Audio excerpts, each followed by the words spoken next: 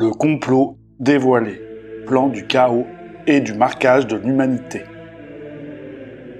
Le 15 décembre 1993, à Montréal, Serge Monast, de l'Agence internationale de la presse libre, dont les activités étaient uniquement axées sur le journalisme d'enquête internationale au niveau économique, politique, militaire et médical, dévoilait des informations si stupéfiantes qu'elles lui coûtèrent la vie. Ces informations se confirment les unes après les autres. Il est vrai qu'il était informé par des politiciens repentis, des agents des services secrets écœurés. Il recevait également des documents classifiés, ultra confidentiels, souvent anonymement ou transmis par des confrères situés aux quatre coins du monde. Serge Monast, né en 1945 et mort à Montréal le 5 décembre 1996, était un journaliste d'enquête, poète, essayiste et auteur conspirationniste canadien. Disciple de l'essayiste québécois René Bergeron et de l'ancien commandant de la marine canadienne William Guy Carr, Monast fut également proche des défenseurs du crédit social. Au début des années 1990, il se consacre à la rédaction d'ouvrages complotistes sur le thème du nouvel ordre mondial et de conspirations ourdies par des sociétés secrètes, en particulier par les Illuminati. Il fonde l'Agence internationale de presse libre, AIPL, où il publie la plupart de ses enquêtes. Durant cette période, il s'était fait remarquer au Québec lors d'une entrevue avec l'ésotériste et ufologiste Richard Glenn, dans le cadre de son émission Ésotérisme expérimental. Cet entretien révèle un homme obsédé par l'idée d'un gouvernement mondial, à propos duquel il met en garde ses auditeurs et les incite à la méfiance. En 1995, il fait paraître un document intitulé « Les protocoles de Toronto », un livre fait selon le modèle des protocoles des sages de Sion, où il dévoile l'activité secrète d'un groupe maçonnique, les 666, rassemblant tous les 20 ans les puissants de ce monde en vue de l'établissement du nouvel ordre mondial et du contrôle mental des individus. Se disant traqué par les hautes instances policières pour avoir trempé dans des réseaux d'informations interdites, Monast meurt d'une crise cardiaque le 5 décembre 1996. Les thèses de Monast circulent beaucoup clandestinement sur Internet grâce à l'artisan de la reprise de livres rares et introuvables, Lanculus, pour la simple et bonne raison qu'elles sont censurées. Elles ont influencé notamment le pasteur protestant intégriste américain Tex Mars. Certaines de ces enquêtes ont été rééditées par l'éditeur français Jacques Delacroix, Châteauneuf, édition Delacroix, lui-même disciple de Monast. Depuis plusieurs années, il existe des projets sérieux visant le marquage des individus par laser sur le front ou sur le poignet. Mais aujourd'hui, les tireurs de ficelle du nouvel ordre mondial sont allés plus loin. Ils sont à même de réaliser leur rêve de contrôle complet du cheptel humain. Comment ? Par l'injection d'une puce électronique à chaque être vivant. Tout est quasiment au point. Ce sera l'objet de la première partie de ce document. Ensuite, nous verrons pourquoi nos écoles ont produit une jeunesse qui, dans sa grande majorité, est, malgré elle, pourrie, viciée, sans foi, sans valeur morale, sans esprit de discernement, sans vie intérieure, ayant pour unique perspective celle de servir le système selon une morale anti-chrétienne et humaniste. Nous nous pencherons ainsi sur les formes policières et militaires constituées par les cadres du gouvernement mondial. Cadres choisis parmi les brillants promus des écoles sans Dieu, des jeunes formés selon une idéologie particulière. Ce gouvernement mondial au service de l'enfer doit asseoir le fils de perdition, l'antéchrist. Il a besoin d'une force d'action multinationale omniprésente. Elle ne peut se constituer qu'à partir d'éléments nationaux. Concept de monnaie électronique avant le marquage de l'humanité. Une condition préliminaire, l'instauration de la monnaie unique. Depuis une trentaine d'années, les dirigeants des banques américaines et mondiales commencent à envisager un autre échange monétaire que celui du chèque. Le premier vice-président de la Fed déclarait en 1975 « Il faut absolument développer un nouveau système électronique d'échange sous peine de voir le système bancaire des États-Unis s'étouffer sous une avalanche de chèques. » On mit alors en route un transfert électronique de fonds au niveau international, la SWIFT, Society for Worldwide Interbank Financial Telecommunication. Établi à Bruxelles et comptant, en janvier 1975, déjà 246 banques pourvues d'un système privé de communication pour la transmission de paiements et d'autres messages associés aux transactions bancaires internationales. Une femme d'affaires américaine a fait paraître en 1981 et en 1983 deux livres fort bien documentés sur le système monétaire 666 en cours d'élaboration. Elle écrivait: quand le système monétaire tombera, ce sera le 666 System. Bruxelles, le quartier général de l'économie européenne, est le lieu où se trouve le centre principal de branchement du réseau international SWIFT. Ce centre a l'ambition d'étendre ce transfert de fonds au niveau international, c'est-à-dire pour tous et dans tous les pays. Ce centre de contrôle monétaire occupe 3 étages de l'immeuble de 13 étages du quartier général de la CEE. C'est dans cet immeuble que M. Elderman est en train de diriger rapidement les efforts en vue d'attribuer à chaque personne sur la Terre un numéro de 18 chiffres composé de 3 séries de 6 chiffres. Cet article indique que les informaticiens travaillaient sur un plan qui visait à attribuer des numéros à chaque individu sur la Terre. Ces derniers ont suggéré qu'un nombre chiffré pourrait être inscrit par tatouage au laser sur le front ou sur le dos de la main. Selon eux, cette marque internationale pourrait en finir avec toutes les monnaies. Aucun individu ne pourrait acheter ou vendre sans avoir l'attribution d'une marque chiffrée. Les capacités des ordinateurs du réseau SWIFT centralisé à Bruxelles sont telles que les initiés l'ont appelé « The Beast », la bête. Ce gigantesque ordinateur à Bruxelles, appelé la bête, existe depuis la fin des années 80. Grâce aux cartes de crédit, il a été facile de mettre presque toutes les populations des nations industrielles et commerciales dans les mémoires des banques. Nous sommes liés à cette machine électronique par une ou plusieurs clés qui peuvent être notre numéro de sécurité sociale, notre permis de conduire, notre extrait de naissance, notre numéro de passeport. Chaque mouvement d'argent que nous avons fait et chaque penny que nous avons payé au service des impôts annuellement est enregistré. La capacité de cette gigantesque machine de Bruxelles était préalablement établie pour 2 milliards de personnes en 1989. Chaque individu, membre d'une des nations industrielles, est déjà dans cet ordinateur. Sont connus chaque déplacement d'argent effectué, tous les changements d'adresse réalisés, les emplois suivis, les revenus et les taux d'imposition.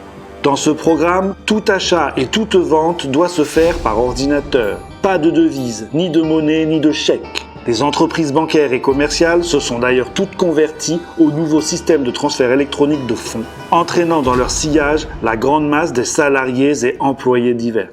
L'idée initiale était d'établir cette gigantesque unification et planification monétaire par le moyen des cartes de crédit. Dans les années 80, on pensait que chaque personne recevrait un numéro tatoué sur son poignet ou sur le front. Ce numéro fourni par Bruxelles serait imprimé par un rayon laser sans qu'on ne le sente. Le numéro sur le corps serait invisible à l'œil nu et serait aussi durable que les empreintes digitales. Tous les articles commerciaux sont pourvus d'une marque à l'ordinateur. L'apparition il y a quelques années du code-barre informatique s'est étendue rapidement sur la quasi-totalité des biens de consommation. Ce fut la première conséquence concrète, perceptible, du plan d'asservissement monétaire en cours. Tout ceci s'est fait sans publicité, dans le grand silence. Nous y reviendrons. La caisse ordinateur du magasin qui enregistre le numéro des articles enregistrerait également le nombre sur le corps de la personne, ferait automatiquement le total de ses achats et déduirait le montant de son compte spécial de droit de retrait. À l'époque, la marque sur la main ou sur le front devait s'effectuer selon la technique du laser. On devait imprimer par brûlure microscopique, indolore, inaltérable et très précise le code informatique des données bancaires. On trouve des explications aux États-Unis. Dans les grands centres de loisirs où l'on pratique perfidement cette parole de Jésus, « Laissez venir à moi les petits enfants ». À l'entrée du parc Disneyland, les parents règlent afin que leurs enfants puissent aller à telle ou telle aire de jeu. Rendu sur le lieu désiré, l'enfant met sa main dans une machine. Elle lit que l'enfant a payé. Elle le laisse entrer dans l'aire de jeu. Dans les grands centres de distribution, les clients n'ont plus à faire de longues queues devant des caisses. Plus besoin de passer leur achat sur le tapis roulant. Pour emprunter un chariot, le client insère sa carte de crédit dans un logement spécial qui s'y trouve incorporé. À l'intérieur se trouve un lecteur laser de code-barre robuste, à l'épreuve des chocs. Ainsi, chaque fois que le client introduit un article dans le chariot, son prix est enregistré. Le paiement s'opère automatiquement par connexion du chariot à la caisse SAS de sortie, qui lit la carte bancaire et vérifie la validité de son code. Le client n'a plus qu'à signer la facture établie par le lecteur code-barre de son propre chariot. Le premier supermarché sans caissière a été ouvert à Caen en 1994. Voici ce qui est peaufiné. Pour emprunter le chariot, le consommateur devra apposer sa main dans un logement spécial incorporé, comme les enfants le font déjà à Disneyland.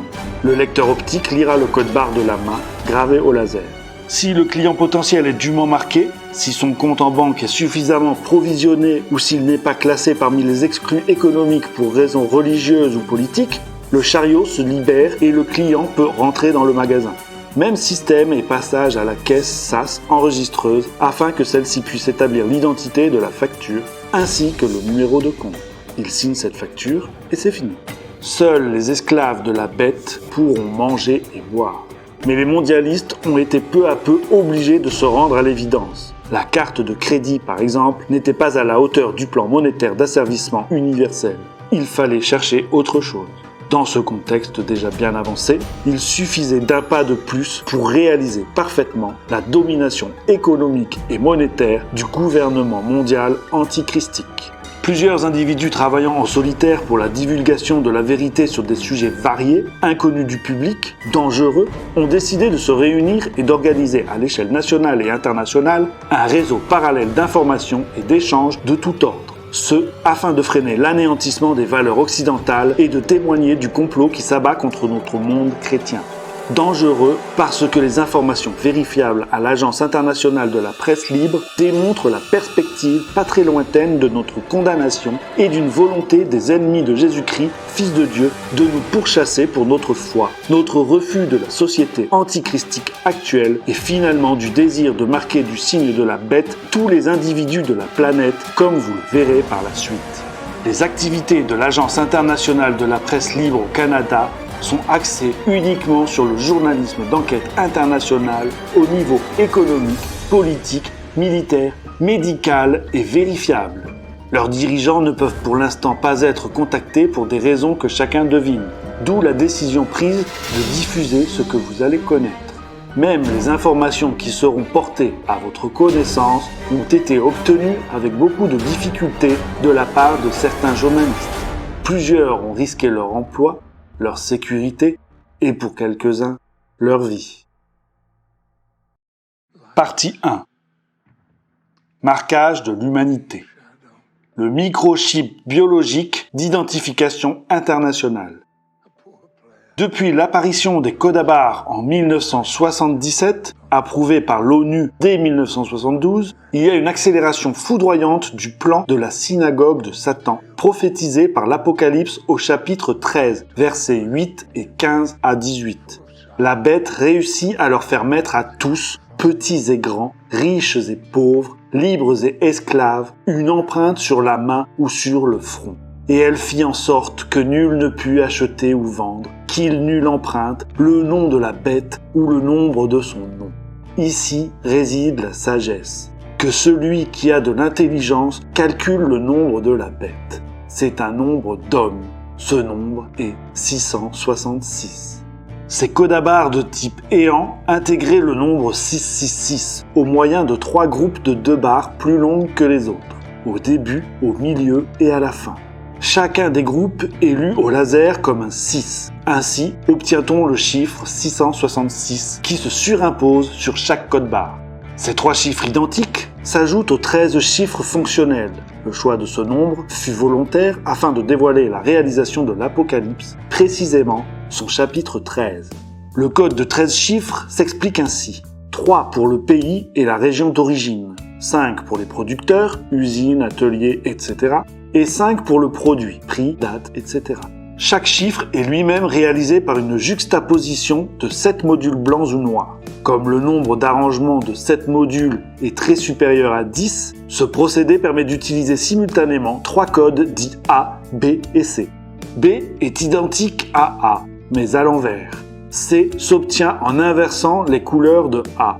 le code A n'est utilisé que pour les 6 premiers chiffres de chaque étiquetage, ce qui permet de déchiffrer le code quel que soit le sens dans lequel les caissières des supermarchés présentent les paquets devant l'appareil de lecture optique. Afin d'éviter les doubles, tous ces objets sont attribués dans chaque pays par un diffuseur unique qui a fait du secret sa règle d'or, GenCode, filiale du diffuseur américain. En 1988, la ville de Singapour, en Malaisie, a testé ce système de marquage sur une population de 10 000 personnes. Pendant 3 mois, on a testé dans cette mégapole le remplacement des cartes de paiement par un code barre individuel lisible au laser. Le code était gravé pour moitié sur le poignet et pour moitié sur le front. Ron Steele démontra que la technologie pour marquer, enregistrer et surveiller des gens existe par exemple aux États-Unis avec des prisonniers et même certaines prostituées séropositives. Le sujet que je développe à ce jour est basé sur des informations fournies essentiellement par ladite agence. Il est très important. Même les journalistes initiés ne pouvaient pas penser que l'information qui fait l'objet de cet article puisse exister. Il s'agit de quelque chose d'excessivement sérieux qui, du jour au lendemain, non seulement permettrait l'instauration d'un gouvernement mondial, d'un ordre mondial, mais rend possible le contrôle individuel direct de chaque individu de la planète. Cette information concerne le microchip biologique d'identification internationale.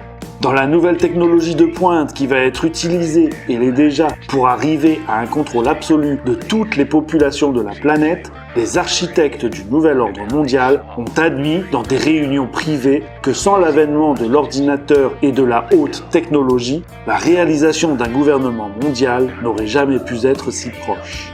Parmi ces nouvelles technologies les plus effrayantes qui soient, il y a le microchip biologique d'identification internationale. Qu'est-ce que c'est ?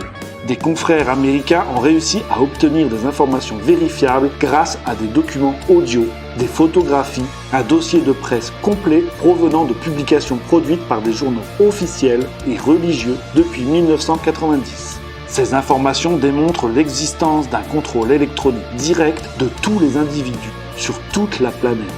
On pourrait croire avoir affaire à de la science-fiction, mais la présence de documents écrits, de références à ces documents et des documents vidéo provenant des compagnies qui ont mission de fabriquer ce produit-là ne laisse aucune alternative quant aux conclusions.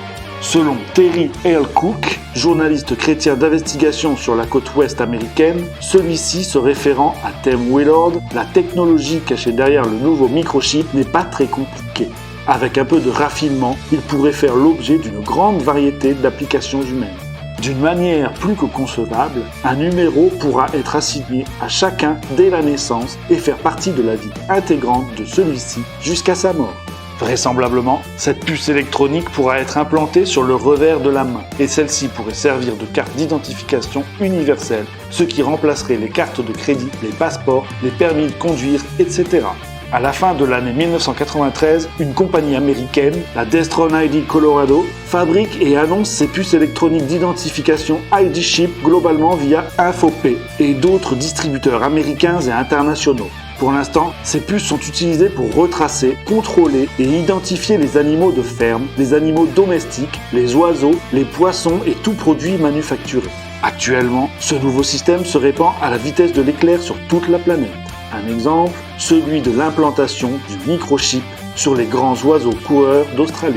Autruches, émeus et nandous sont l'objet d'un élevage commercial aux États-Unis. Zohan Parker, un spécialiste des ratistes ou oiseaux coureurs du Penn State Corporative Extension à Lancaster, déclare que l'élevage de ces oiseaux reflète aujourd'hui les mêmes tendances que l'élevage du bétail dans les années 1800, qui commença également comme un marché limité à quelques éleveurs. Ces premiers fermiers savaient que les voleurs de bétail étaient un véritable problème. Plutôt que de marquer le bétail au fer chaud, ce stock d'oiseaux vivants est muni d'un microchip individuel d'identification qui émet un signal. Zohan Parker dit que c'est comme un numéro de sécurité sociale. Ce microchip est si petit qu'il peut être facilement introduit dans une aiguille hypodermique. Il s'agit d'un minuscule tube de verre, microprocesseur passif de 2 mm de diamètre et dont la taille mesure entre 10 et 12 mm. Peu après la naissance de l'oiseau, le microchip est injecté dans les tissus adipeux ou musclés de l'animal, ne causant aucun mal ou inconvénient à l'animal, selon Parker. L'oiseau peut alors être identifié par un lecteur de microchip portable. Parker ajoute « Chaque oiseau doit être muni d'un microchip pour être transporté à travers les frontières des États ou être assuré. Il vous faudrait littéralement déchirer l'oiseau en morceaux pour arriver à ôter le microchip. » En 1995, comme la plupart des gens le savent, le numéro d'assurance sociale se compose d'une série de 9 chiffres. Selon d'autres informations reçues tout récemment à l'agence, ce système sera tout prochainement remplacé avec l'aide de nouveaux ordinateurs par une série internationale de 18 chiffres numériques à cristaux liquides connus sous le nom de Mesh Block, une configuration internationale qui permettra d'identifier n'importe qui sur la planète. Cette nouvelle série de 18 chiffres sera divisée en 3 parties, c'est-à-dire 3 séries de 6 chiffres chacun. Tout début 1994, ces implants de puces électroniques, aussi appelés transpondeurs, ont été partout répandus sur la planète pour le contrôle de l'industrie animale. Afin d'identifier l'animal, numéro précis attribué à chacun comportant le nom et l'adresse des propriétaires, un lecteur manuel envoie une impulsion radio de 125 kHz, qui est le signal. Le transpondeur implanté renvoie le numéro attribué par retour, qui est la réponse en écho, au lecteur, qui est le scanner. Le scanner affiche aussitôt le nombre digital sur son écran à cristaux liquides. Un transpondeur, c'est un récepteur émetteur radio ou radar, activé par la transmission, par la réception d'un signal prédéterminé qui peut provenir d'un lecteur au laser ou d'un équipement sophistiqué, émetteur ordinateur ou même par satellite. Selon le journaliste L. Cook, Implantable Biochip Technology 666, le nom complet de ce grain de riz est Destron ID Transponder TX1400RX. Dans son livre, il nous apprend que le coût d'un de ces grains de riz est d'environ 4,50 $. Il cite dans cet ouvrage un article de San Diego Union du 9 novembre 1991 dans lequel un journaliste révèle que la ville de Los Angeles aurait voté un crédit de 123 000 $ par an pour fabriquer des implants sur les animaux familiers et inciter les propriétaires à en faire autant. L'objectif consisterait à réduire par ce système le nombre des animaux perdus qui coûtent cher aux villes. Dans un autre article, tiré du Arizona Republic du 20 juillet 1989, on apprend qu'un certain Jack Dunlap proposerait d'implanter des puces électroniques aux jeunes enfants afin que leurs parents puissent les retrouver en toute occasion par l'intermédiaire des ordinateurs de la police. Ce journaliste américain précise, la technologie cachée derrière ce nouveau microchip n'est pas très compliquée et, avec un peu de raffinement, pourrait être utilisée dans une grande variété d'applications pour les humains. À cet effet, en 1995, une nouvelle version est en phase d'expérimentation sur l'être humain. Vraisemblablement, cette puce d'identification a de grandes chances de devenir le marquage électronique attendu, puisqu'elle pourrait être implantée sur le front ou le revers de la main et devenir la carte d'identité universelle. Par exemple, dans les magasins, il suffirait de passer le poignet au-dessus ou dans un scanner pour effectuer ainsi un débit direct sur un compte bancaire. Selon la CE Uranos, des expériences ont été faites aux États-Unis pour graver sous forme de tatouage invisible à l'œil le code barre sur la main de certaines personnes. Une nouvelle carte d'identité infalsifiable comportant une puce électronique permettra, une fois passée dans un lecteur, de connaître tous les renseignements sur la personne. Elle fera office de carte universelle d'ici l'an 2000. Déjà, la nouvelle forme de pointage électronique remplaçant le ticket de métro et de bus dans certaines villes préfigure le nouveau système de contrôle magnétique infalsifiable qui sera utilisé d'une manière universelle. On sait que de tels projets sont testés en ce moment même dans les bureaux d'études, constitués et financés par la synagogue de Satan, haute finance internationale. Cela paraît peut-être invraisemblable, mais il est aujourd'hui possible, techniquement, de contrôler directement et individuellement chaque individu sur la planète. Chacun d'entre nous, avec ce système, serait enregistré. Et d'après les documents reçus, il est évident que ceux qui comptent l'implanter d'une manière obligatoire au niveau des populations sont en train de structurer les nouveaux paramètres internationaux, la nouvelle télémétrie économique, de manière à ce que tout individu qui n'aurait pas cet implant électronique ne pourrait ni acheter ni vendre quoi que ce soit sur toute l'étendue de la planète. Pour mieux comprendre ce que peut être le microchip biologique d'identification internationale, on peut chercher une définition d'après les compagnies qui ont reçu mission de la créer. Après avoir évoqué la Destron ID Colorado, on pourrait aussi citer la multinationale Texas Instruments, la Taravan, qui est la compagnie du système d'identification électronique aux États-Unis, mais aussi la compagnie Avid qui fabrique un tag, c'est-à-dire une espèce de médaille d'identité qui est remplacée par la puce électronique et fait partie des sociétés construisant des appareils d'identification pour le monde vétérinaire aux États-Unis. La définition transmise par ces sociétés est la suivante. L'implant microchip d'identification est un appareil d'indiscrétion, d'abus de la vie privée inséré avec une unité, un module, dans une petite région de la peau au moyen d'air comprimé. En d'autres termes, cette puce électronique, pas plus grosse qu'un grain de riz, doit être injectée à l'aide d'une seringue à air comprimé. L'inclinaison de cet appareil d'implantation est comme une aiguille hypodermique, n'ayant qu'une pénétration limitée, et elle ne pourrait aucunement opérer si l'angle ou la qualité de peau n'était pas appropriée. Cette unité émet un signal qui est digital et qui consiste en des jaillissements de 85 data bits. Cette puce produit donc un signal digital à des intervalles spécifiques. C'est un signal de localisation. La technologie de cet appareil est hautement sophistiquée, classifiée, donc c'est une information technologique non publiée, et elle n'est pas soumise aux transmissions digitales normales et analogues. Cet appareil fournit des informations vitales, de même qu'il sert de moyen de localisation, c'est-à-dire que l'appareil peut être codé, programmé pour fournir des informations complètes avec un numéro d'identification. De plus, il permet aux individus qui le manipulent de vous repérer où que vous soyez par un service de détection. Il y a ainsi, par l'implantation du microchip sous la peau, possibilité de localiser tout individu grâce à l'émission du signal émis par la puce et capté par des satellites. Ces derniers retransmettraient l'information à un écran d'ordinateur aux quartiers généraux des corps de police au service de ce gouvernement mondial. Nous verrons plus loin que ces corps de police existent déjà. Une carte géographique intégrée dans le programme de l'ordinateur permettrait alors de localiser immédiatement l'individu recherché et de programmer une opération pour le trouver. C'est essentiellement dans cette perspective que sont lancés à foison les satellites d'aujourd'hui. Penchons-nous précisément sur la question des satellites au regard d'autres informations reçues par la commission d'études Uranos. L'objectif s'intitule « Une autoroute de données par satellite ». Il y a chez les mondialistes de l'ONU et les financiers de l'ordre mondial une volonté délibérée de faire de la planète un grand village. Il est pour eux un impératif que les endroits les plus reculés du monde soient reliés à une infrastructure mondiale, grâce à un gigantesque réseau de 840 satellites. Ce projet est proposé par Bill Gates, le fondateur de Microsoft, et par Craig McCaw, le roi du téléphone cellulaire. Tous ces téléphones ont déjà une puce intégrée qui permet de suivre à la trace leurs possesseurs, d'où une publicité effrénée pour leur diffusion.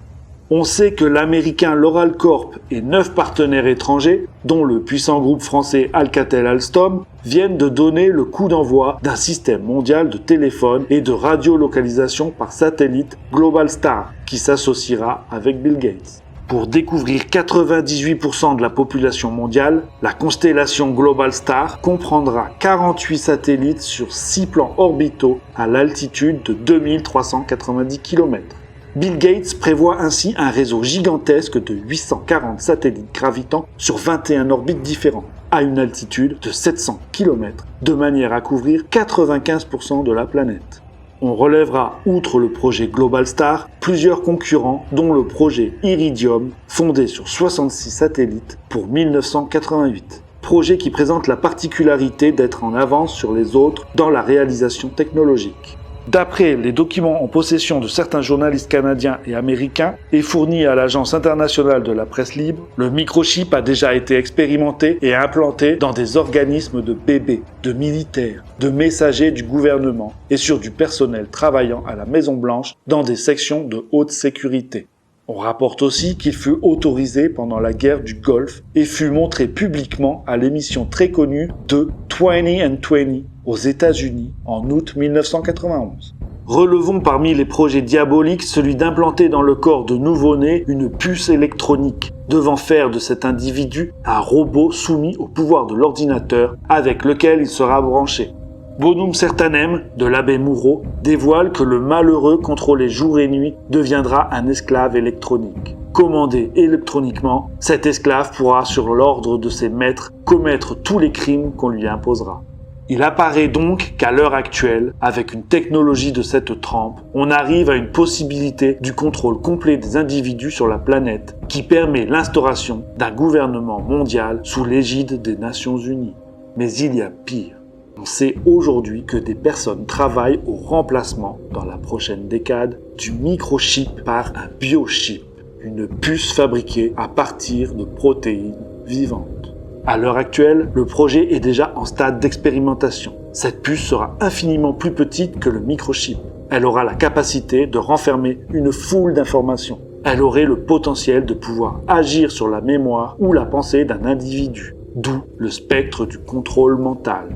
Est-il possible aujourd'hui d'agir sur l'être humain à son insu par la manipulation des états de conscience ? On peut facilement répondre à cette question en se référant aux états de haute suggestibilité sur le conscient qui permet l'action de l'hypnose sur l'inconscient. À titre d'exemple, la télévision devient un outil efficace pour ce genre de manipulation au moyen du subliminal. D'ailleurs, la CIA qui travaille actuellement à l'installation de son propre canal de télé aura la capacité de transmettre, à partir de transmetteurs aériens puissants, pour interrompre toute programmation dans n'importe quel pays. Nous avons là la réalisation matérielle de ce verset biblique. La bête aura le pouvoir de faire parler les images. Apocalypse 13, 15. Pour les initiés qui financent des chercheurs sur des projets aussi macabres, une telle puce présente d'autres avantages. Tout pourrait y être inclus. Cette puce d'identification électronique humaine pourrait rendre réalisable une centralisation globale par un ordinateur central. D'où possibilité de ne jamais perdre la trace d'un individu et de remplacer le système monétaire actuel. L'argent ne serait alors plus nécessaire. Plus besoin de chèques, de cartes de crédit, etc. Tout fonctionnerait à partir de cet implant électronique sur l'individu. Ce serait un moyen fantastique de réduire les dépenses de l'État, des banques et de neutraliser une fois pour toutes l'ensemble des marchés de la mafia, du marché noir, le marché de la drogue et toute forme de transfert illégaux d'argent. Or, à la conférence annuelle du groupe Bilderberg de 1992, à Évian, en France, peu de temps après les émeutes de Los Angeles, Henry Kissinger a déclaré: aujourd'hui, les Américains seraient scandalisés de voir des troupes de l'ONU rentrer dans les rues de Los Angeles afin de restaurer l'ordre. Demain, ces mêmes populations vont nous remercier à genoux pour un tel acte. Il est spécialement vrai que si l'on dit aux populations « Écoutez, il y a un danger extérieur énorme qui existe » et que l'on vote des lois en fonction de ce danger, que ce danger soit réel ou non, on sera capable de faire passer n'importe quoi et les gens l'accepteront pour le bien-être de leur sécurité. De la même façon, d'autres politiciens américains ont imaginé qu'à partir du moment où il y aurait un scandale sans précédent d'argent, ou une terrible crise économique fabriquée de pures pièces qui jetterait toutes les valeurs monétaires à terre, le meilleur système de remplacement du système actuel et la meilleure parade pour empêcher un autre chaos serait l'utilisation d'une puce électronique d'identification. Selon eux, par cette puce passeraient toutes les formes de transactions, d'échanges nationaux et internationaux entre les individus. Des informations récentes confidentielles, vérifiées par un ex-officier de la CIA, dévoilent différentes données que le transpondeur pourrait fournir si cette puce électronique était implantée dans la peau. Le nom et la photo de la personne, le numéro d'assurance sociale internationale composé de 3 séries de 6 chiffres, chacun pour un numéro international de 18 chiffres, des données au niveau des empreintes digitales, la description physique de la personne, l'adresse, l'histoire familiale, des informations relatives au travail et aux revenus de la personne, des informations concernant l'impôt et un éventuel casier judiciaire. Cette technologie déjà utilisée sur la planète dévoile une volonté d'exercer une dictature sur tous les individus. Il y a là une perspective de totalitarisme dont entend faire montrer le futur gouvernement mondial à travers l'ordre mondial actuellement en cours. Il existe d'autres informations dans un rapport spécial sur la nouvelle technologie pour la surveillance par satellite. La sophistication, le raffinement des satellites est tel qu'il permet de repérer des imperfections souterraines, même de voir des vers sous le gazon. En utilisant des tours cellulaires et des satellites, L'animal domestique doté d'un microchip ou l'individu qui en a reçu un peut être repéré par satellite au moins à 10 pieds de l'endroit où il se trouve. Par ordinateur et un système de scanner, la police de l'ordre mondial, qui est déjà la police actuelle, sera, grâce à un tel équipement, capable de retracer un individu sur toute la planète. On devine qu'un individu catholique, par sa seule foi au Christ, constitue un obstacle aux idées antéchristiques de l'ordre mondial. Il sera classé comme un dangereux terroriste par l'ONU. Cet individu-là n'aura aucun moyen de se cacher sur toute l'étendue de la planète. Voilà pourquoi les Saintes Écritures nous préviennent de refuser le marquage. Par des renseignements complémentaires, on sait que les hommes au service de l'ordre mondial peuvent suivre par satellite 1 milliard d'animaux domestiques à qui on a injecté la puce. Qui, d'après vous, seront les suivants, sinon nous, les hommes? Fin 1993, il y avait 24 Navstar satellites pouvant repérer n'importe quoi de l'ordre d'un centimètre dans un rayon d'1 kilomètre. Vous pourrez trouver ces informations dans le magazine Forbes du mois d'octobre 1991. Mais le document ne développe qu'une parcelle de tout ce qu'ils sont capables de faire à ce jour, avec une technologie secrète, financée par des investissements de multinationales ou de banques centrales. Vous comprenez ici l'objectif de Jean Conrad du complot contre l'homme. Parmi les dossiers constitués à partir de fuites ou de révélations privées, on sait qu'un contrôle accru de l'humanité s'effectue au moyen de la surveillance au laser, les nouveaux permis de conduire, la nouvelle carte d'assurance maladie aux États-Unis et au Québec, le nouvel espionnage électronique par le téléphone sans fil, les dossiers d'appels téléphoniques, le micro clandestin, les répondeurs téléphoniques et les boîtes vocales, le système électronique pour porte de garage, les enquêtes sondages téléphoniques, les disquettes d'ordinateur, les services des postes, les caméras vidéo, les dossiers d'impôts, dossiers scolaires, dossiers médicaux et de services sociaux. Par une crise économique, ils sont en train d'engendrer une crise sociale qui oblige déjà les gens à se diriger, malgré eux, vers une aide sociale. C'est un moyen légal qui ne paraît pas pour aller chercher une information complète sur tous les individus. Ce n'est pas tout. Citons le contrôle technologique du cerveau à distance. Champs électromagnétiques, terminaux de vidéo et jeux vidéo, micro-ondes, désinformation militaire et civile, le contrôle par micro-ondes basse intensité et complications biologiques, les nouvelles armes électromagnétiques. Des informations ont été obtenues sur la Banque mondiale de la conservation de l'énergie. David Rockefeller et d'autres ont établi, au cours d'une réunion du 13 septembre 1987, le découpage géographique du Canada au profit du nouvel ordre mondial, avec une carte géographique du plan mondial. Il y a aussi le plan technologique pour la chute de l'économie mondiale et l'anéantissement des fortunes individuelles. Le nouveau papier-monnaie avec barre magnétique invisible, la disparition des classes moyennes et la nouvelle télématique internationale au niveau du contrôle de l'économie mondiale. On vient d'ailleurs de finaliser en décembre 1993 les accords qui permettront d'arriver à un contrôle semblable. On pourrait aussi parler de la nouvelle surveillance électronique automobile qui s'installe sur les autoroutes et qui fait que les nouvelles voitures renferment des systèmes de repérage électronique de détection sans que les acheteurs en soient conscients. Si bien qu'un système militaire se met lentement en place et rend possible tout repérage de véhicules et d'individus par rapprochement avec le fichier central détenu par la police au quartier général où repose l'ordinateur. Les systèmes de détection sont si précis que l'on peut même savoir qui conduisait telle voiture à une heure précise, en tel lieu. Il y avait, fin 1993, des mises en pratique sur certaines autoroutes en Californie. On met donc, à l'heure actuelle, sur l'ensemble de la planète, un des réseaux les plus sophistiqués de détection qui permettra un système de surveillance sans précédent de tous ceux qui auront reçu ce nouvel implant technologique, mais également de distinguer parmi les populations ceux qui l'ont refusé.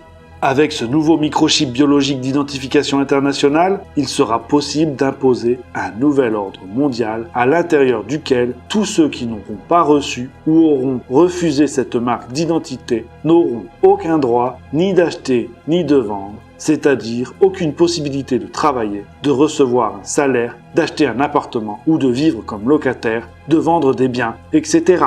Qui va accepter d'échanger des biens dans un régime de peur où tous les moyens d'échange seront bannis?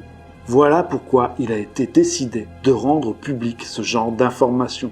Parce que le plan est si avancé que se taire, c'est être coupable comme les hommes politiques qui eux-mêmes sont au courant. N'oubliez pas que ces hommes politiques dépendent des prébendes des multinationales, lesquelles financent les programmes d'investissement de recherche qui ont abouti à la création de cette technologie de mort. Pourquoi ne disent-ils rien ? Parce qu'ils n'ont plus de formation chrétienne et croient, je suis gentil, que ce système est pour le bien des populations. Il a été mis au point un microchip de traduction. Il s'agit d'une puce électronique qui permettra la traduction instantanée et simultanée d'une langue dans toute autre langue, soit au moins dans 61 langues et dialectes qui, par satellite, pourra être diffusé partout sur la planète en même temps. Ainsi, un dictateur mondial pourra s'adresser à toute l'humanité en même temps par le biais de ce nouveau produit de la technologie au service du nouvel ordre mondial. Pour ceux qui se souviennent de certains textes remontant il y a fort longtemps, vous trouverez des correspondances avec l'anti-Babel. Le Babel antéchristique du nouvel ordre mondial entend suppléer aux conséquences de la première Babel. Il existe aussi un autre système de contrôle de la population, la surveillance au laser. Un nouveau laser d'écoute électronique a été vérifié et mis au point comme outil très spécial par les départements enclins à la surveillance, la CIA, le FBI et le revenu de l'impôt aux États-Unis. Ces nouveaux dispositifs peuvent, en utilisant une fenêtre comme diaphragme, comme un écran de télévision, suivre et enregistrer toute conversation à plus de 20 miles de distance. Au niveau biologique, le DNA est utilisé comme mémoire pour les ordinateurs et les implants de mémorisation. Ceci devient de la biotechnologie. Or, la source de cette nouvelle biotechnologie, nous sommes rendus là dans les développements actuels, provient du tissu de bébés avortés. Ces tissus et les protéines de mémoire sont des systèmes majeurs pour l'intelligence artificielle dans le marché actuel des ordinateurs. Voici ce qui est reporté par le Winage World du 26 juillet 1991. Le gouvernement finance à l'heure actuelle des expérimentations sur des bébés morts ou vivants.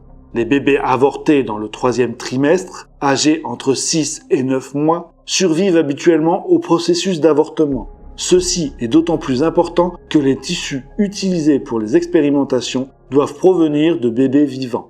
Voici quelques moyens utilisés lors de ces expériences. On peut trouver cela dans un article du Dr Bernard Natassen, publié dans l'édition du New York Garden de novembre 1991. En Suède, une procédure a été suivie par laquelle une femme enceinte est placée dans un état de sommeil. Le bébé localisé est amené jusqu'à l'utérus afin de permettre au docteur de percer le crâne du bébé vivant et y aspirer du cerveau des tissus devant servir au système de maladie de Parkinson.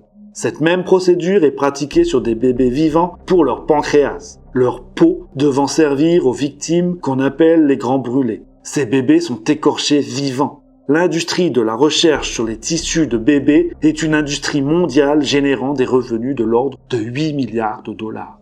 On sait aussi que depuis la mi-1993, la clinique Sanson de Santa Barbara, en Californie, est sur le point d'importer de larges quantités de tissus fœtaux, la peau des bébés avortés provenant de Russie, où les femmes avortent en grand nombre quand le fœtus est arrivé au stade de 7 à 9 mois. Ces fœtus sont ceux qui, aujourd'hui, fournissent le plus de tissus humains.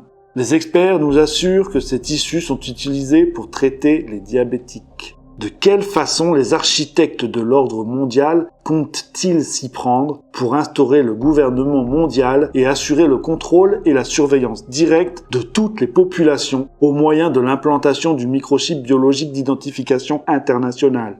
Ces architectes sont les personnes à la tête de la finance internationale. Aussi vont-elles utiliser l'économie pour aboutir au chaos nécessaire afin de créer un autre ordre humaniste amenant les nations à accepter de gré ou de force un gouvernement mondial par les Nations Unies.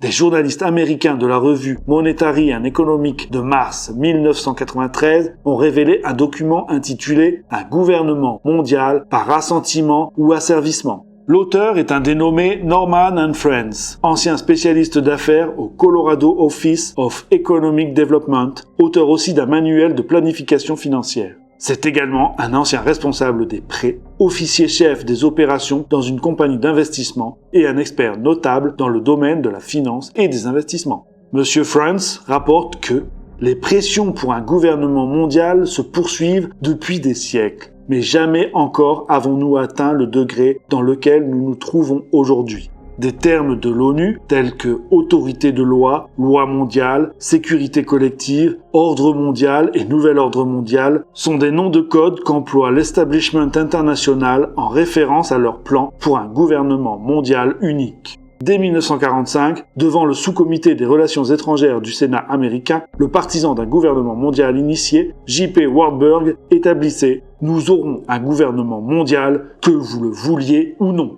La question est de savoir si le gouvernement mondial sera atteint par la raison ou par la force.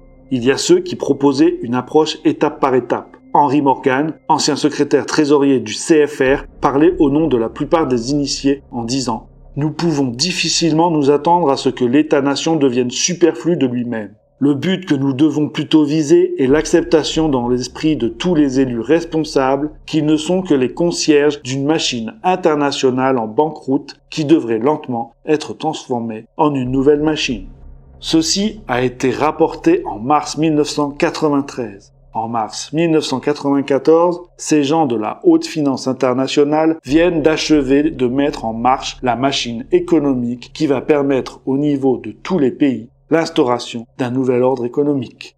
Ils ont donné un avertissement à 1 an d'intervalle, jour pour jour, heure pour heure, aux deux puissances financières qui pourraient les gêner, les États-Unis et le Japon. Par quel moyen ? Par un tremblement de terre. Monsieur Friends continue. L'ingrédient qui est dans cette formule est de mettre en banqueroute financière la machine internationale. En d'autres termes, après avoir endetté les États-Unis au-delà du raisonnable, ils veulent créer de pure pièce une crise économique extraordinaire qui contraigne les États, pour se sortir du paiement des intérêts de leurs dettes intérieures souscrites aux banquiers qui dirigent la finance internationale, à exécuter des coupes sombres dans leurs programmes sociaux afin de toucher directement les populations. Ceci contraindra, c'est fait en 1994, les États-Unis à se tourner vers le Fonds monétaire international de l'ONU et de la Banque mondiale, qui imposeront cette condition, que les pays emprunteurs abandonnent leur souveraineté étape par étape afin de cacher ce scénario au peuple et électeurs. Voici les uniques raisons de Maastricht, du GATT, du libre-échange, des accords de Schengen, etc. On obligera alors ces pays à dépendre de l'ONU pour leur survie et donc des directives que l'ONU leur dictera. Ce qui est surprenant est que cette stratégie a été mise de l'avant pour la première société secrète penchant vers la conquête du monde, les Illuminati. En effet, ce programme, extrait d'une revue financière, rejoint l'article 4 du Code des Illuminati. Afin que les masses n'aient pas le temps de penser et de se rendre compte, leur esprit doit être orienté vers l'industrie et le commerce. Ainsi, toutes les nations seront avalées par l'appât du gain, et dans cette course, ils ne verront pas leur ennemi commun.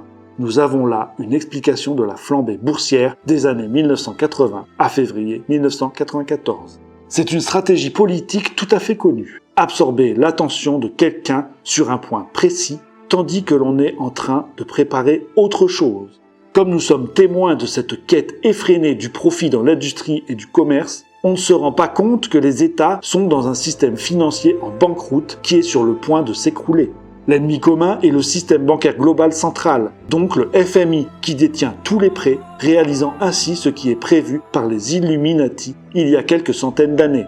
L'article 6 du Code des Illuminati disait en effet « Nous, l'élite financière, allons bientôt entreprendre d'immenses monopoles, réservoirs de richesses colossales, actions, valeurs, fonds mutuels, rentes, sur lesquels des fortunes encore plus grandes, celles des masses, vont dépendre, à un tel point qu'ils tomberont jusqu'au fond avec les crédits des États le jour suivant l'écroulement politique. Donc, en arrivant à une crise économique majeure, qui ne touchera pas les institutions comme ce fut le cas dans les années 30, toutes les fortunes faites par les masses dans la spéculation se retrouveront du jour au lendemain évaporées. Dans ce mécanisme recherché par les architectes de l'ONU, les plus grands banquiers de la planète, l'objectif à réaliser est que les nations et les populations à l'intérieur de ces nations se retrouvent ruinées du jour au lendemain en n'ayant plus aucune valeur financière.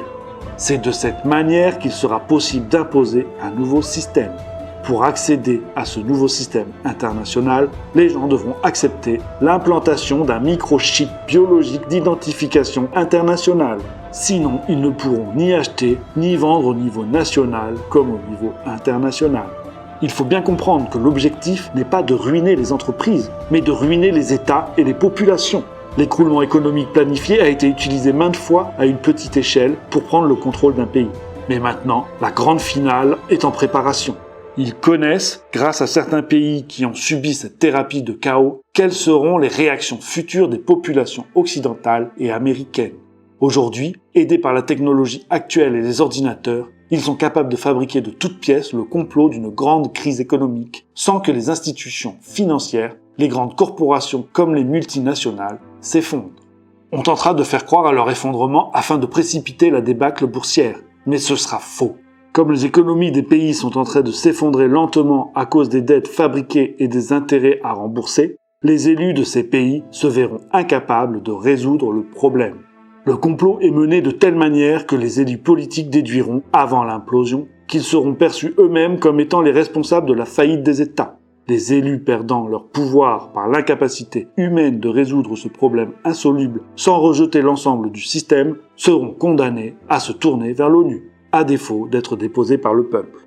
L'ONU exigera leur assimilation aux directives élaborées par les initiés du gouvernement mondial. Tout ceci sera fini en mars 1995. Ces élus multiplieront et augmenteront la fréquence de la crise par l'augmentation des coupures au niveau social. S'en suivront des crises mondiales, des violences à l'échelle internationale. Les élus nationaux devront admettre l'ouverture de leurs frontières à l'immigration, la mobilité de la main-d'œuvre. Ce sera l'aboutissement des conséquences du libre-échange à tous les niveaux, la disparition des frontières nationales. L'objectif étant, bien sûr, d'augmenter les tensions intérieures entre les différentes ethnies et religions, de sorte que les pays en viennent à perdre le contrôle de leur sécurité intérieure. L'exemple chirurgical récemment dévoilé par l'ONU en Yougoslavie accrédite la réalisation de ce scénario dans quelques pays qui soient.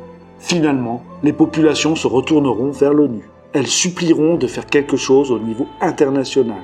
D'ailleurs, tout a été fait au cours des dernières années pour inciter les gens à reconnaître que l'intervention de l'ONU évitait aux nations d'entrer elles-mêmes dans des guerres terribles. La fabrication de toutes pièces de conflit, en augmentant les tensions sociales, a rendu les gens serviles à ce genre de démarche et d'aveuglement sur les intentions réelles des tireurs de ficelles de la secte onusienne. Cela fait partie d'une stratégie dialectique développée par des philosophes au XVIIIe siècle. Il y a là aussi une autre démarche visant à affranchir les États encore christianisés sur le plan de leur sécurité intérieure. En effet, pendant que les États sont affaiblis économiquement, socialement et sur le plan ethnique, les conflits créés géostratégiquement en différents points du globe, mais toujours loin des pays occidentaux, ont permis à l'ONU d'envoyer des forces multinationales composées des soldats appartenant aux pays visés selon le plan exposé plus haut. L'avancée du plan est d'ailleurs effectuée en parallèle avec la multiplication des conflits exigeant l'envoi de troupes multinationales. Vous remarquerez ainsi que la situation sociale se désagrège en France alors que nos troupes d'élite sont envoyées en Somalie, au Rwanda, en Yougoslavie. Évoquant la Somalie, on relèvera que la situation a été rendue explosive maintenant grâce à la complicité des organisations supranationales telles l'OMS. Depuis la guerre du Golfe, les conflits éclatent les uns après les autres, requérant la présence de troupes sans cesse renouvelées, tandis que le plan suit son cours et que les pays occidentaux sont vidés de leurs forces militaires. C'est pourquoi j'avais employé l'expression d'étincelle dans mon premier ouvrage. Il est aussi à remarquer que les forces américaines sont dispersées un peu partout dans le monde, faisant partie de la nouvelle force de police planétaire sous le contrôle de l'ONU. Les grandes lignes de ce transfert des forces militaires américaines et européennes se trouvent dans le programme Freedom from War, qui démontre ce qui se passe. Le programme des États-Unis pour un désarmement complet et général dans un monde pacifique établi par le président Kennedy, publication 72-77 du département d'État qui devait s'effectuer en 3 phases, propose en phase 2, la force de paix de l'ONU sera établie et renforcée progressivement à partir du matériel militaire américain. Cette phase 2 est précisément le stade où nous nous trouvions en 1994. c'est-à-dire sans que personne s'en rende compte, la majeure partie des forces militaires et des installations militaires américaines sont en train de passer lentement sous le contrôle des Nations Unies au niveau international, comme des bases militaires, et non plus comme c'était le cas auparavant, au profit d'une seule nation, qui était les États-Unis. Soyez assurés que le désarmement militaire progressif contrôlé continuera jusqu'au point où aucun État, incluant les États-Unis, ne possédera la force militaire nécessaire pour s'opposer et défier l'autorité progressivement renforcée de l'ONU. Au train actuel, c'est un fait que les forces militaires placées sous le contrôle de l'ONU, même les États-Unis en tant que nation, n'auront plus de forces militaires propres pour s'opposer à l'ONU. Le résultat est que chaque pays subira et exécutera les oukases de l'ONU par crainte des forces multinationales. La dispersion planifiée des forces américaines aux 4 coins du monde et les coupures dans le budget de la défense rendant ce plan quasiment achevé. En même temps qu'est organisée internationalement la chute de l'économie, on constitue une nouvelle force de police nationale à travers l'Amérique et une nouvelle force de police militaire internationale. Partie 2. La police du New Age. Dans un tel scénario, il est programmé que les forces policières seront impuissantes à résoudre les violences provoquées par une immigration massive et une crise sociale. Elles feront appel à une force militaire, décimée pour les raisons qui viennent d'être évoquées. On devra bien faire appel à des formes multinationales sous l'égide de l'ONU afin d'établir la paix et la sécurité dans les nations en guerre civile. Toutes les nations se dirigent à ce jour vers un éclatement intérieur. C'est précisément dans une perspective de troubles sociaux mondiaux qu'a été mis au point par le président Clinton, sur ordre des supérieurs inconnus, une force de police de 100 000 hommes pour s'attaquer à la criminalité. La nouvelle force de police nationale de l'Amérique du Nord. Cette force est en train de se mettre sur pied à la vitesse de l'éclair. L'intervention de cette police dans le drame de la secte de Waco a été une expérience menée pour constituer un exercice. Le choix de cette secte religieuse fut fait par hasard, dans l'objectif de contraindre des groupes religieux plus importants à accepter un nouvel ordre et un nouveau chef spirituel. Le vrai but de ce raid raté était de permettre à l'establishment de présenter cette force de police comme quelque chose de bien. L'objectif était de faire accepter un tel élément aux yeux du public comme efficace pour la sécurité. En réalité, cette nouvelle force de police nationale aux États-Unis est une consolidation d'agents de la CIA, du FBI, du DEA et autres agences policières et gouvernementales. D'après un officier des services secrets de l'armée américaine que nous appellerons Mark, ces forces sont maintenant appelées la police MJTF. C'est le détachement spécial multijuridictionnel de l'ONU. D'après Mark et un rapport complet fourni à l'Agence internationale de la presse libre, leur mission est d'effectuer des fouilles et des saisies maison par maison. La séparation et le tri des hommes, femmes et enfants en grand nombre. Le tri et le transfert dans des centres de détention et le bon fonctionnement de tels établissements. Il existe dans cette même veine d'information un rapport qui touche au programme pour l'établissement des camps de concentration aux États-Unis. Ces camps n'ont rien à voir avec ceux de la Seconde Guerre mondiale. Un rapport de 50 pages existe à l'agence avec les emplacements géographiques des camps en question, destinés à recevoir les ennemis du futur ordre mondial. Sous le président Reagan, on avait déjà commencé à mettre en place 11 centres de détention fédéraux en Floride, en Virginie, en Géorgie, dans l'État de New York, dans l'Arkansas, dans l'Arizona et en Californie.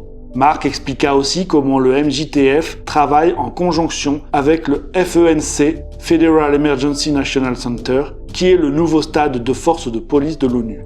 Une des particularités des membres du FENC est que tous leurs uniformes sont noirs, avec aucun signe extérieur d'identification. Les jeeps, les hélicoptères, les camions militaires sont noirs. Le FENC est composé de polices militaires et secrètes dont le nombre se chiffre à 300 000 aux États-Unis. Leur uniforme est l'habit de combat classique noir. Ils portent une armure anti-balles noire et un casque spécial noir. Un suivi des événements du drame de Waco aura permis de remarquer que les forces du MJTF ont été épaulées pour finalement être remplacées par les forces du FENC. En novembre 1980, le président Bush a signé un ordre exécutif qui transférait un tiers des véhicules de la réserve aérienne stratégique des États-Unis au FENC, à un coût de 12,8 milliards de dollars pour le contribuable américain. Ils ont été peints en noir et ne portent aucune identification. D'après cet officier appelé Mark, Le niveau final des forces militaires qui a été structuré en 1993 sont les groupes de combat de l'ONU à l'intérieur des États-Unis.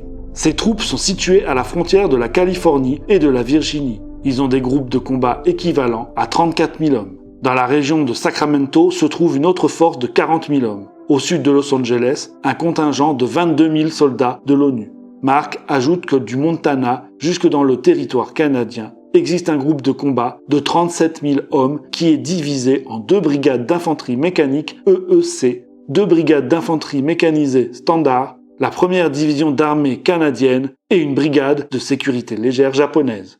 La présence des troupes de l'ONU russes, yougoslaves, roumaines et coréennes sur le sol américain et canadien a été rapportée par plusieurs sources. Où garde-t-on ces troupes ? Dans les bases militaires qui sont supposément en train de fermer. Par exemple, avant de quitter la présidence, alors qu'il était à l'ONU, le président Bush transféra la gare de Fort 10 aux autorités de l'ONU pour servir de camp d'entraînement. Voyons maintenant quelle est l'idéologie qui forme ces nouveaux corps d'élite internationale, mais aussi les membres des services secrets.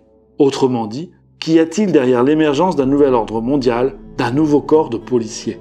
Un policier travaillant depuis 20 ans dans la police américaine a, sous un pseudonyme, fait parvenir le texte complet d'une conférence de très haut niveau prononcée dans les années 90 pour la formation des cadres du gouvernement mondial de l'Amérique du Nord. Le policier fait également part de son expérience personnelle afin de sensibiliser l'opinion, par l'intermédiaire des journalistes d'investigation, sur l'ordre mondial, de ce qui est imperceptible à l'œil nu à moins de faire partie de ces différents corps-là. La question que pose ce policier qui a volontairement changé son nom pour des raisons de sécurité personnelle est tout d'abord celle-ci. Y a-t-il des juges, des procureurs et des policiers qui aujourd'hui commettent des actes malhonnêtes pour incarcérer des individus ? À cette question, il dit « Je réponds sans équivoque que oui ». Puis il explique pourquoi. Toutefois, il écrit « Mais il est permis d'espérer que ce n'est pas fait sans une juste cause. La véritable immoralité existe quand la cause n'est pas juste. » Afin de mieux comprendre les réponses qu'il apportera, rappelons que jusqu'ici, le droit, l'organisation des États en Occident, était basé sur une idéologie chrétienne. Au nom de cette idéologie chrétienne, on faisait passer le bien et la protection de l'État en priorité. Cette idéologie qui s'est transformée à l'heure actuelle sans que les populations s'en aperçoivent. La nouvelle idéologie qui justifie le nouvel ordre mondial doit passer avant n'importe quoi. Au nom de cette idéologie, n'importe qui faisant partie du pouvoir judiciaire et militaire peut perpétuer quelque acte criminel que ce soit parce que le but visé est juste. Après plus de 20 ans de service auprès de mes compatriotes américains, j'ai réalisé ce qui était la réalité. La vérité est qu'aujourd'hui plusieurs juges, avocats et officiers de police sont des dévots de la religion de l'humanisme séculier. Or, la base idéologique de tout ce qui va composer le nouvel ordre mondial est justement assise sur un humanisme centré sur le culte de l'homme. C'est la déification de l'homme en tant que centre de l'univers, placé au-dessus de toute loi. C'est la philosophie de base de l'humanisme séculier. Le texte de la conférence faite en privé en 1990 est adressé par le policier précise. Certains de nos membres, la plupart à cause de la peur, n'admettront pas que ce nouvel humanisme est une religion. Ils ont peur d'être traités comme ces soi-disant chrétiens le furent sous la doctrine de la séparation de l'Église et de l'État. Une telle peur eût été fondée si nous étions en 1970. Ce n'est plus le cas aujourd'hui. La raison étant que les membres des corps policiers et militaires sont pour la plupart sous le contrôle des agences et organisations principales. Il y a 15 ou 20 ans, l'idéologie chrétienne aux États-Unis était dominante. Ceux qui contrôlaient les différents postes du gouvernement, du militaire, du judiciaire, de la police, des différents ministères gouvernementaux avaient une formation chrétienne. Aujourd'hui, les choses ont changé. L'humanisme triomphe et les postes cités précédemment sont occupés par des membres du New Age et du Nouvel Ordre. Le conférencier continue et dévoile la suffisance des ténors officieux de cette secte humaniste. Mon sentiment est qu'en ce moment, nous, les bergers, nous devons ouvrir les yeux de nos troupeaux et choisir plus en profondeur ce que nous pouvons amener au XXIe siècle. Tous ceux qui nieraient que notre religion n'est pas une religion valide devraient retourner voir leur devoir. La Cour suprême des États-Unis a décidé que c'était une religion. Il y a quelques années, dans des causes célèbres, la Cour a statué que la croyance en l'humanisme, le rejet de l'idéologie chrétienne, était aussi une religion acceptable. La croyance fait référence à une certaine vision universelle de la vie, du monde et de l'humanité. Dans son ensemble, la Cour suprême des États-Unis a décidé qu'une religion peut être n'importe quelle vision du monde avec ou sans référence à Dieu. J'espère que ceci aidera les autres à comprendre notre foi.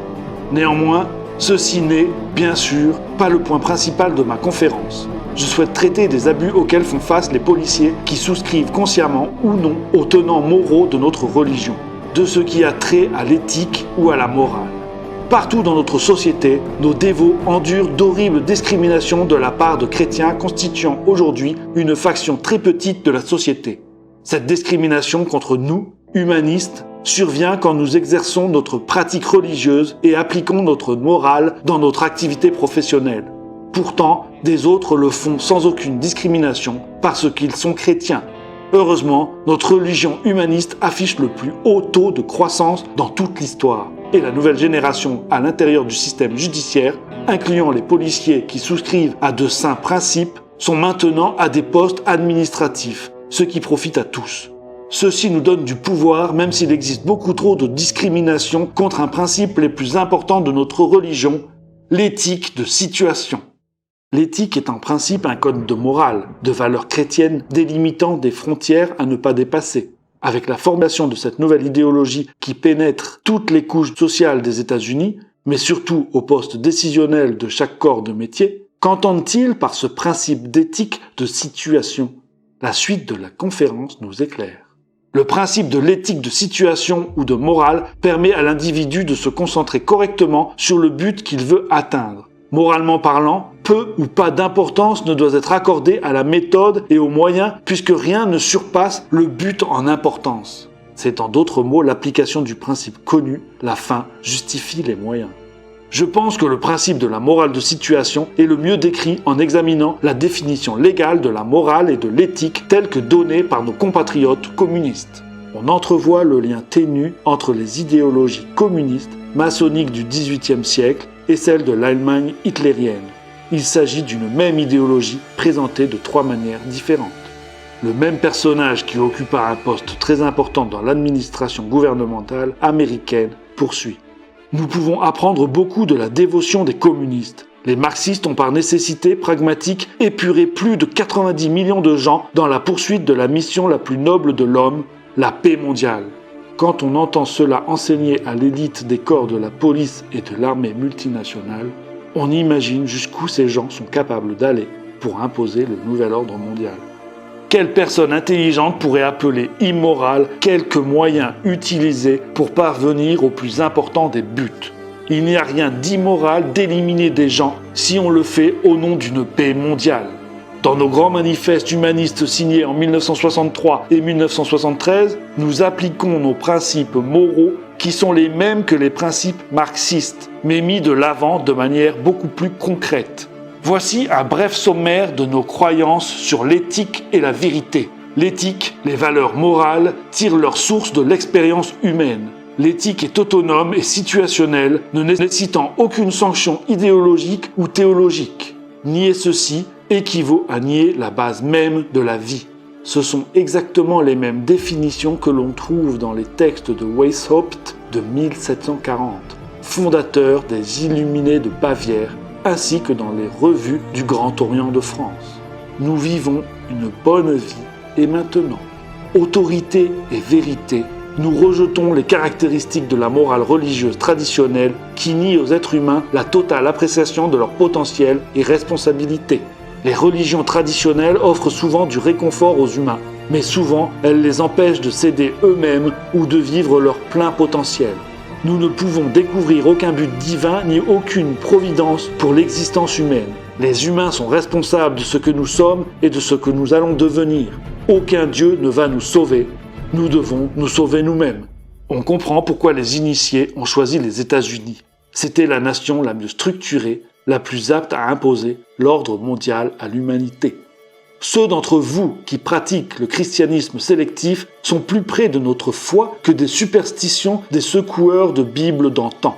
Le christianisme sélectif sont ceux qui, étant catholiques, choisissent les bonnes paroles avec lesquelles nous sommes d'accord et rejettent celles qui condamnent le plaisir terrestre et les enseignements de l'Église catholique. Ne croyez-vous pas que sous cet aspect, nous sommes identiques ? Votre foi est basée sur ce qui est bien, selon le désir de l'homme. La foi est valable, la religion chrétienne est valable, si vous croyez à votre système que nous vous imposons depuis 20 ans. Si vous ne nous combattez pas, c'est que vous croyez à nos valeurs parce qu'il n'existe aucun milieu. Nous, humanistes, admettons qu'il n'y a pas de Dieu, que seuls les désirs de l'homme sont importants. Vous, dirigeants de ces chrétiens sélectifs, prêchez que votre foi est basée sur certaines parties de la foi de Dieu. Mais en réalité, la majorité de votre foi est basée sur ce qui est agréable ou fait votre affaire. Finalement, en intégrant ce que nous, humanistes, voulions réaliser depuis 18 siècles, vous êtes arrivés à vous fabriquer une nouvelle religion centrée sur les désirs de l'homme. Vos chefs religieux prêchent les droits de l'homme et par là même cautionnent notre ordre mondial. Il est évident que le gouvernement américain fonctionne selon les principes dirigeants de l'humanisme. Quels sont ces principes ? La ruse, le mensonge, la tricherie, le vol, le meurtre, l'hypocrisie, les tournures de pensée. Tous ces moyens sont moraux s'ils nous permettent d'atteindre nos buts essentiels. Voilà la vraie vertu. Quel est le but essentiel ? L'établissement du gouvernement mondial. Un récent exemple a été donné dans la guerre de l'Irak contre le Koweït. Plus de 250 000 individus ont déjà perdu leur vie et plus encore meurent chaque jour afin d'atteindre un but supérieur. Le but de tous les grands leaders humanistes est la paix mondiale à travers le gouvernement mondial. On peut éliminer des nations, des peuples entiers, si c'est le bien de tous selon nos vues. Cet enseignement du nouvel âge est la raison pour laquelle, par exemple, il est possible qu'un officier de police d'allégeance humaniste risque sa vie pour sauver un membre de la société un jour, et que le jour suivant, le même policier mente lors d'un procès afin de remporter une affaire importante. Ceci ne doit pas être considéré comme immoral étant donné les standards éthiques sur lesquels le policier base sa moralité en ce que la fin justifie les moyens. Bien des gens ne comprennent pas que c'est la raison pour laquelle les présidents et leur état-major, les membres du Congrès et autres tenants des postes leadership mentent et trichent pour le plus grand bien de la société et donc du système.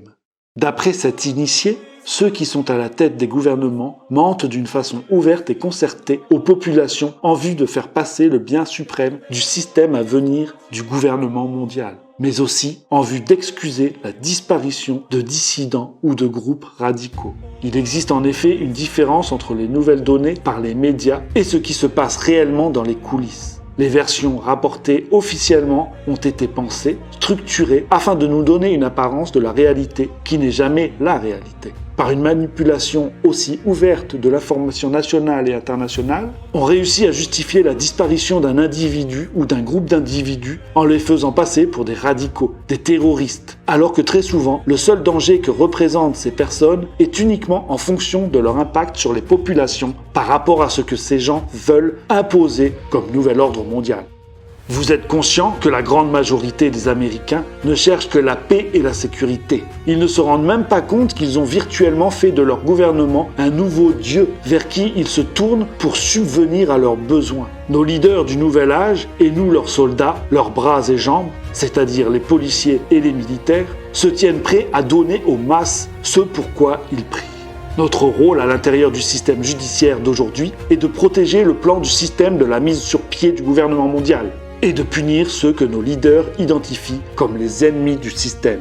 Ainsi a-t-on transformé le droit et la culpabilité. L'homme qui combattra pour la vérité sera considéré comme un ennemi à détruire. La conspiration de l'âge du Verseau et du gouvernement mondial apparaît comme l'établissement d'une dictature à l'échelle mondiale dont l'idéologie est basée sur l'humanisme. Dans une dictature semblable, l'individu qui, au nom de ses principes religieux, de sa conscience ou de sa foi, s'opposerait au complot contre l'homme et Dieu, sera considéré et identifié comme étant un criminel. On retrouve là ce qui se passait il y a 2000 ans, sous l'Empire romain. C'est le même schéma. Et criminel, celui qui s'élève contre l'idéologie gouvernementale établie pour la majorité des gens. Qui étaient ces criminels il y a 2000 ans ? C'était les chrétiens. Qui étaient les ennemis sous le régime communiste ? Les chrétiens. Cette fois-ci, le cadre change et devient international. Tout comme nos collègues soviétiques, sous l'éthique de situation de notre nouvel ordre humaniste, nous ne sommes pas limités dans les méthodes que nous pouvons appliquer pour gagner. Nous pouvons procéder à pacifier et sécuriser les masses, donc se débarrasser de tous ceux qui vont représenter un danger pour l'instauration de ce nouvel ordre. Si certains d'entre vous sont encore surpris par ceci, c'est que vous n'avez pas encore compris ce que j'essaie d'expliquer. Vous n'avez pas non plus compris ce que vos enfants ont si bien appris à travers 20 ans de système d'éducation de notre gouvernement. Nous vivons l'ère où les hommes ont placé leur conscience dans le gouvernement au lieu de quelques superstitions appelées divins ou dieux. Ce sont les anciennes morales religieuses qui ont causé tous nos problèmes. Un nouvel âge appelle à un nouveau système de croyance, un nouveau code moral, une nouvelle religion. Il est agréable de voir presque toutes les religions du monde se regrouper gentiment et unies en se préparant à servir le nouvel ordre mondial. Je voudrais vous présenter le Dr Sidney Simon, un homme très efficace qui mérite une grande reconnaissance pour son travail de rééducation de l'humanité. Il parle simplement et ce qu'il dit est sans équivoque. Il explique aux éducateurs d'enfants à qui il s'adresse que la clarification des valeurs est une méthode pour les professeurs de changer les valeurs de leurs élèves sans se faire prendre. Cela veut dire que sous des nouveaux déguisements, sous un nouveau dialogue, on enseigne de nouvelles valeurs sans que les enfants et les parents s'en rendent compte et sans que les éducateurs puissent être accusés de quoi que ce soit. Le résultat est garanti. Un affrontement entre les enfants et les parents. Donc la clarification des valeurs est un autre terme pour éthique de situation. L'enseignement doit faire comprendre que l'important n'est pas les valeurs que l'on choisit, mais de les choisir librement par vous-même, sans pression des parents, prêtres, amis ou sociétés religieuses. Les architectes du programme d'enseignement du nouvel humanisme dans les écoles du gouvernement doivent être remerciés pour avoir remodelé les valeurs de ces futures générations. Quand la loi nationale des garderies sera adoptée, ce sera un grand jour pour les humanistes et les proposants de la paix mondiale. Nous pourrons accomplir notre objectif une fois pour toutes lorsque nous aurons l'attention des enfants en âge préscolaire de 6 à 9 heures par jour. Regardez ce que nous avons entrepris avec les groupes plus âgés de la jeunesse américaine. Ces garderies auront pour mission de préparer la jeunesse intérieurement à l'acceptation du gouvernement mondial. C'est ainsi que les émissions dites populaires et niaiseries de jeux basés sur l'argent sont appréciées d'un public conditionné qui apprécie l'émission en fonction des nouvelles valeurs antichrétiennes et humanistes auxquelles il adhère inconsciemment. Les gens ainsi conditionnés fuiront la réalité et la vérité. Ils auront peur. Nous aboutirons à une armée de schizophrènes. Il va de soi qu'une telle société exigera une nouvelle forme de police. Un de nos éducateurs de l'humanité m'a dit il y a quelques semaines que les religieux américains d'antan n'en croiraient pas de leurs yeux de voir les changements que nous nous sommes permis. Cette personne avait raison, parce que nous avons mis le futur, non pas sur le gouvernement, mais sur la capacité de tous et chacun de nous gouverner nous-mêmes, de nous soutenir nous-mêmes et ainsi de suite. C'est pourquoi le gouvernement mondial est bon pour tous. Les Américains ne désirent plus assumer les responsabilités de ce gouvernement actuel. Heureusement pour eux, il y a une toute nouvelle génération de leaders et de gens au gouvernement, soucieux de s'occuper d'eux malgré leur consentement. S'agissant de la main-d'œuvre policière, comme les citoyens abandonnent par peur de plus en plus de leurs droits, de plus en plus de policiers sont nécessaires afin de superviser les activités de cette population afin qu'elle demeure en sécurité. La construction de l'État-providence engendre des troubles dans la société, d'où un renforcement des membres de la police. Qui aurait pensé il y a 100 ans que l'intégration de la peur de tout serait la réponse à l'établissement du nouvel ordre mondial? Le mérite de ces innovations revient aux libres penseurs de la dernière génération d'avoir réussi le coup de maître de faire en sorte que la peur serve de mécanisme de base pour permettre n'importe quoi au plan des populations. La vieille génération n'aurait pas accepté ce nouvel ordre des choses, ces nouvelles valeurs. Heureusement, cela n'a pas posé de problème parce qu'ils sont rapidement remplacés par la mort ou la retraite. Il n'en restera plus aucun d'ici 7 à 8 ans, soit 1997-98. Nous avons l'assurance que tous ceux qui avaient des valeurs morales chrétiennes n'auront plus aucun poste clé dans le gouvernement, dans les domaines exécutifs, judiciaires et militaires. Donc, à ce moment-là, l'établissement d'un nouvel ordre mondial ne trouvera plus aucun obstacle. Au même moment, les agences de police essaient par nécessité de filtrer les individus qui croient aux anciennes valeurs traditionnelles et de ne pas les engager. C'est pourquoi on a changé les valeurs du système d'éducation, afin que les jeunes qui entrent dans la vie active soient imbus de principes humanistes et aient rejeté toutes les valeurs et superstitions chrétiennes. Ceci doit être fait parce que nous savons que les religieux ne feront pas les choses qui leur seront demandées sous le nouveau système. Pour ceux qui restent attachés aux fondamentalistes religieux de l'ancien monde, ils sont tranquillement mis de côté sous toute forme de prétexte de la part des nouveaux dirigeants. Par exemple, l'abaissement de l'âge de la retraite est une mesure qui nous a permis et rend aujourd'hui possible l'élimination de tous ces individus qui ne sont pas imbus de leurs valeurs humanistes. Certains des officiers de l'ancien temps se plaignent et font valoir que ce type de discrimination est anticonstitutionnel et immoral. Mais nous savons qu'ils ont tort. Sous l'éthique de situation, toutes les choses sont morales du moment qu'elles avancent vers le but. Ainsi, ces officiers ne sont pas retirés pour une cause diabolique, mais parce qu'ils sont jugés non fonctionnels pour accomplir les tâches qui seront exigées d'eux. L'ancien monde avait compris que c'était le plus grand des péchés que de mentir à leur Dieu. Les générations de dévots qui vont rentrer dans le nouvel ordre mondial doivent comprendre que le plus grave des péchés est de mentir à leur nouveau Dieu, le gouvernement. L'individu n'existe pas, seul contre l'intérêt du gouvernement mondial.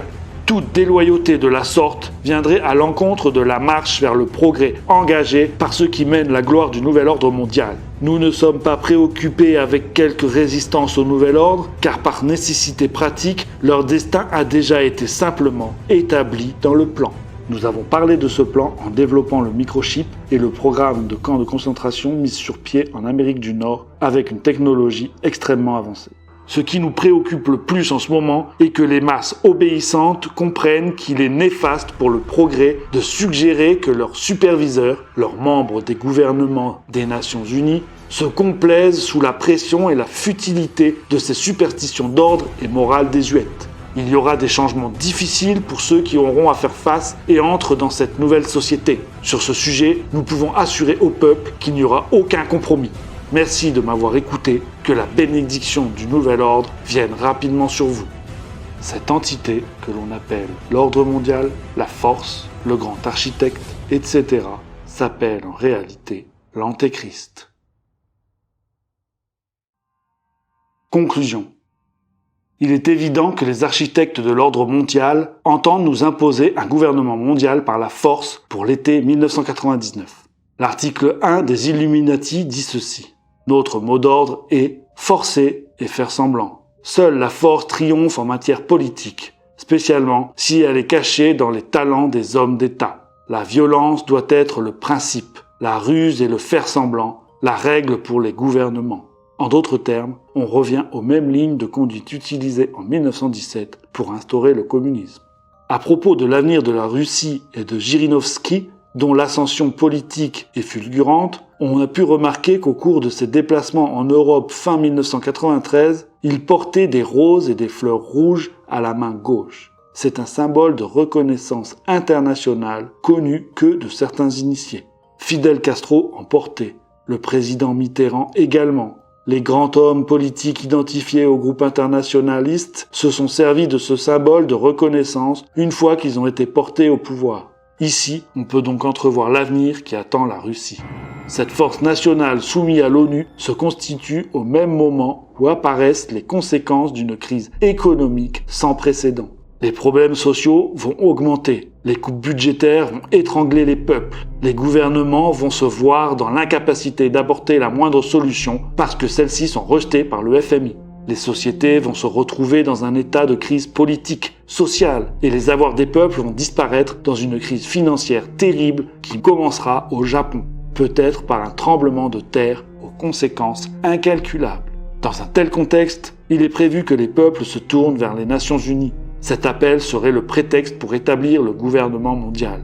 C'est précisément à ce moment propice où les peuples seront mis à genoux malgré eux que tout le mécanisme de la haute technologie et du microchip biologique d'identification internationale sera imposé. Avant, tout doit être prêt de manière à ce que les gens l'acceptent pour la sécurité, la stabilité et pour la paix. D'où le chaos qui prend forme. Mais l'homme exerce sa liberté dans la liberté de Dieu. Aussi, chers lecteurs, ayez l'assurance que ce système apparemment parfait ne se réalisera pas aux dates prévues. L'étude relative aux prophéties y répondra. Nous vivons déjà, visiblement, les manipulations du pouvoir occulte. Elles aboutiront aux guerres civiles, à la Troisième Guerre mondiale selon le plan que je vous ai exposé. Mais Dieu interviendra souverainement et les héros de l'ordre mondial seront châtiés, même s'ils se sont réfugiés en Australie, persuadés d'être à l'abri du conflit qu'ils ont allumé depuis 1991 au golfe Persique. La micropuce est la marque de la bête par le docteur Carl W. Sanders. Voici la traduction d'extrait d'un article publié dans le numéro de juin-juillet 1994 de la revue Nexus. C'est le témoignage du docteur Carl W. Sanders qui était chargé de concevoir la micropuce électronique. Le docteur Sanders est un ingénieur électronicien, inventeur et expert, conseiller auprès de nombreuses organisations gouvernementales et de compagnies telles que IBM, General Electric, Honeywell et Teledyne. J'ai consacré 32 années de ma vie dans la conception électronique, concevant des micropuces dans le domaine biomédical. En 1968, je deviens impliqué, presque par accident, dans un projet de recherche et de développement concernant un pontage spinal pour une dame ayant l'épine dorsale rompue. Nous recherchions comment pouvoir relier les nerfs moteurs, etc.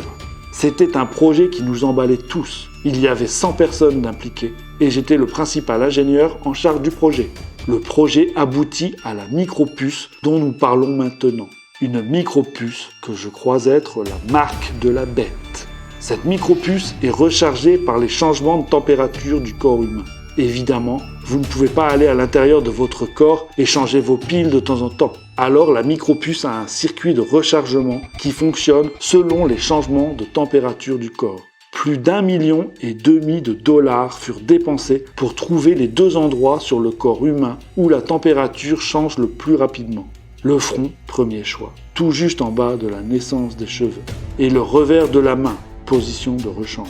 Travaillant sur cette micropuce, nous n'avions aucune idée qu'elle deviendrait un moyen d'identifier les gens. Nous considérions ce projet comme étant une chose très humanitaire. Notre équipe était composée de gens provenant de l'université de San José, des compagnies Motorola, General Electric, du centre médical de Boston. En fait, c'était tout un groupe de compétences. Comme le projet de micropuce commençait à évoluer, vint un temps où on nous dit que les pontages à la colonne vertébrale étaient une chose qui ne rapportait pas assez financièrement pour qu'on s'en occupe, et qu'on devait donc considérer d'autres utilisations pour cette puce. Nous avions remarqué que la fréquence de la micropuce avait un grand effet sur le comportement humain, et on orienta alors nos recherches sur la possibilité de modifier le comportement humain avec la micropuce. Le projet se transforma presque en acupuncture électronique, parce qu'il résulta à installer une micropuce qui émettait un signal qui affectait certaines parties du cerveau. On démontra qu'on pouvait provoquer des changements de comportement avec une micropuce. Un de ces projets sur le comportement fut appelé le projet Phoenix, concernant les vétérans de la guerre du Vietnam. Nous avions une micropuce que nous appelions la micropuce Rambo. Cette micropuce pouvait causer un flux supplémentaire d'adrénaline. Il y a 250 000 pièces dans la micropuce, y compris une petite pile au lithium. Je me suis battu contre l'usage du lithium en tant que source d'énergie pour ces piles dans le corps humain. Mais la NASA se servait beaucoup de lithium en ce temps-là. C'était la chose en vogue. J'ai demandé à un docteur du centre médical quel effet cette concentration de lithium dans le corps humain pouvait avoir si la micropuce se brisait. Il me répondit que cela produirait une grave plaie, douloureuse et remplie de pus. J'étais présent à une réunion où la question suivante fut posée. Comment pouvez-vous contrôler un peuple si vous ne pouvez pas les identifier ? Des gens comme Henry Kissinger et des personnes de la CIA assistaient à ces réunions. Comme nous développions la micropuce et que la question principale était de se servir de cette micropuce comme carte d'identité ou moyen d'établir l'identité des gens, plusieurs choses nous furent demandées. On voulait que soit compris sur la micropuce le nom et le visage de la personne, son numéro de sécurité sociale, incluant les codes internationaux, ses empreintes digitales, sa description physique, la généalogie de sa famille, son adresse, des informations concernant ses rapports d'impôts et son dossier criminel. J'ai assisté à 17 réunions à travers le monde, à Bruxelles, au Luxembourg, etc., où ces sujets furent discutés, dans l'esprit d'un gouvernement mondial et d'une monnaie mondiale. Il existe présentement des projets de loi devant le Congrès américain qui permettront d'injecter la micropuce à votre enfant dès sa naissance, pour des fins d'identification. Le président des États-Unis, selon l'article 100 de la loi sur le contrôle de l'émigration de 1986, a le pouvoir de décider toute forme d'identification qu'il juge nécessaire, que ce soit une marque invisible tatouée ou une micropuce insérée sous la peau. Alors je pense que vous devez regarder les faits en face, les amis. Cette micropuce, ou la marque de la bête, n'est pas quelque chose qui vient d'apparaître tout d'un coup. Ça fait des années que c'est en préparation.